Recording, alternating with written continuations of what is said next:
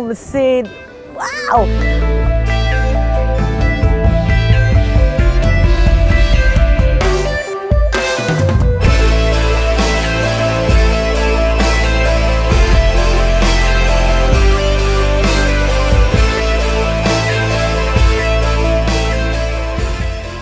C'est un festival d'habitués, c'est-à-dire que c'est essentiellement des festivaliers qui viennent de la région. C'est un festival de connaisseurs qui est fait pour les férus de musique. Troisième adjectif, ce serait un festival qui, je l'espère, est ouvert sur d'autres musiques, d'autres esthétiques et ouvert, je l'espère, sur son territoire.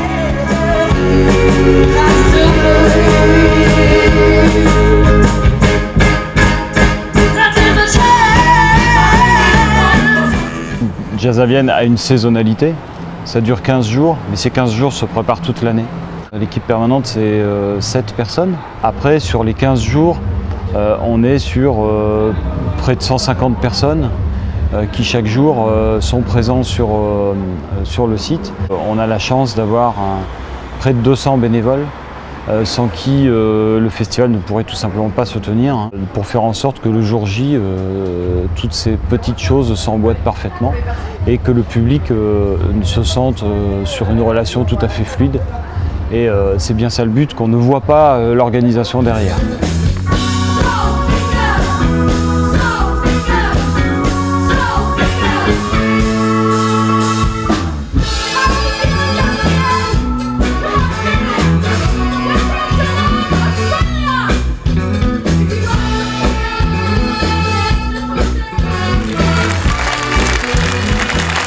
Le modèle de Jazz à Vienne est assez atypique puisque les subventions publiques ne représentent que 20% du budget.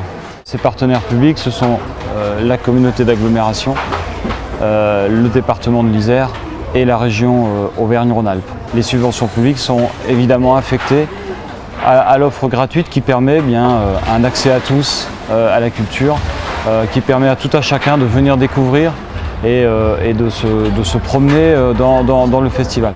On a également des spectacles dans les communes alentours. On fait des choses avec les enfants, on fait des choses avec les commerçants, on fait des choses avec les écoles. Et c'est à ça que servent les subventions publiques.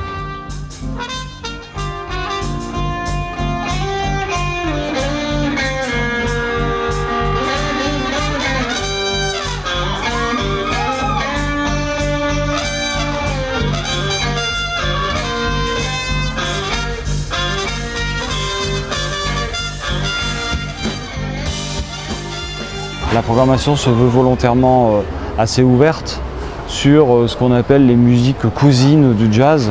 Le jazz n'est pas forcément que un homme seul avec un saxophone qui se concentre sur lui-même, mais c'est aussi d'autres styles, le blues, la funk, cette année un petit peu de hip-hop également, qui trouvent une esthétique qui correspond à l'état d'esprit de Jazz à Vienne. Je crois que tout le monde se rappellera, ceux qui étaient au concert de Trombone Shorty le savent et le sauront encore pour plusieurs années, tellement c'était d'une intensité rare.